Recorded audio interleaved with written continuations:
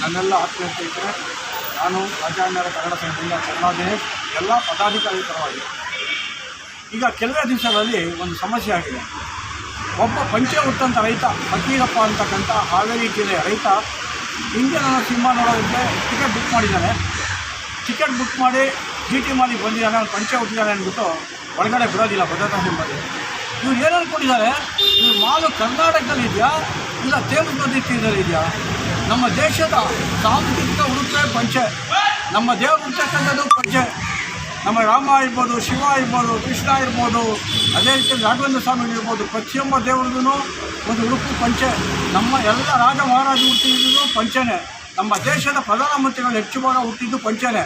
ಅದೇ ರೀತಿ ನಮ್ಮ ನಾಡಿನ ಮುಖ್ಯಮಂತ್ರಿಗಳಾದಂಥ ಸಿದ್ದರಾಮಯ್ಯವರು ಹುಟ್ಟಿರ್ತಕ್ಕಂಥದ್ದು ಪಂಚೆನೇ. ಇಂತಹ ಪಂಚೆಗೆ ಒಂದು ಉಡುಪಿಗೆ ಅಗರ್ವಸ್ತಕ್ಕಂಥ ಒಂದು GT ಮಾಲ್ನವರ ಒಂದು ಕೆಟ್ಟತನಕ್ಕೆ ನಾನು ನಿಜಕ್ಕೂ ಖಂಡಿಸ್ತೀನಿ. ಯಾಕೆ ಅಂದರೆ ಈ ದೇಶದಲ್ಲಿ ಸಂಸ್ಕೃತಿಕ ಪ್ರತೀಕನೇ ಪಂಚೆ. ತಮಿಳುನಾಡಲ್ಲಿ ಒಂದು ಸತಿ ಪಂಚೆ ಹುಟ್ಟೋರು ಇಬ್ಬರು ಅಂತ ಕಬ್ಬಲ್ಲಿ ಹೇಳಿದಾಗ ಕಬ್ಬನ್ನೇ ಮುಚ್ಚಿಸ್ತಾರೆ.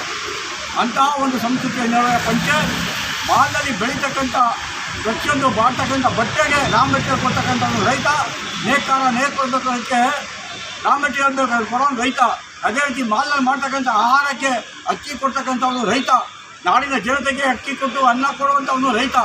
ಇಂತಹ ರೈತರಿಗೆ ಅವಮಾನ ಮಾಡಿದಂಥ ಮಾಲ್ನ ಒಂದು ನಡೆಯನ್ನು ನಾನು ಖಂಡಿತವಾಗಿ ಖಂಡಿಸ್ತಾ, ಅದೇ ರೀತಿಯಲ್ಲಿ ಮಾಲ್ನಲ್ಲಿರ್ತಕ್ಕಂಥ ಭದ್ರತಾ ಸಿಬ್ಬಂದಿಗಳಿಗೆ ಮತ್ತು ಅಲ್ಲಿರ್ತಕ್ಕಂಥ ಮಾಲೀಕರಾಗಲಿ ಭದ್ರತಾ ಸಿಬ್ಬಂದಿಗಳಿಗೆಲ್ಲ ಒಂದು ಮ್ಯಾನೇಜ್ಮೆಂಟವರಾಗಲಿ ಒಂದು ಆಗ್ರಹ ಮಾಡಬೇಕು, ಸಲಹೆ ಕೊಡಬೇಕು. ಈ ದೇಶದ ಸಂಸ್ಕೃತಿಯ ಪ್ರತೀಕ ಉಳ್ಳಂಥ ರೈತನಿಗೆ ಯಾವುದೇ ಕಾರಣಕ್ಕೂ ಅವಮಾನ ಆಗಬಾರ್ದು, ನಾಡಿ ನುಡಿಗೆ ಯಾವತ್ತೂ ಅವಮಾನ ಆಗಬಾರ್ದು, ರೈತನಿಗೆ ಅವಮಾನ ಆಗಬಾರ್ದು ಅಂತ ಹೇಳ್ತಾ ರಾಜಾಣ್ಯ ಕನ್ನಡ ನಾನು ಮತ್ತೊಮ್ಮೆ ಆಗ್ರಹಿಸ್ತಾ ಇದ್ದೀನಿ. ದಯವಿಟ್ಟು ಇಂಥ ನಡೆ ಸರಿಯಿಲ್ಲ, ದಯವಿಟ್ಟು ಬದಲಿಸ್ಕೊಳ್ಳಿ. ಈ ನಡೆನ ನಮ್ಮ ನಾಡಿನ ಸಂಸ್ಕೃತಿಯನ್ನು ಉಳಿಸೋದಕ್ಕೆ ನಮ್ಮ ರೈತರಿಗೆ ಗೌರವ ಪಡಲೇಬೇಕು ಅಂತ ಮತ್ತೊಂದು ಹೇಳ್ತಾ ಇದ್ದ ನಾನು ಎರಡು ಮಾತು ಮುಗಿಸ್ತೀನಿ. ಧನ್ಯವಾದಗಳು.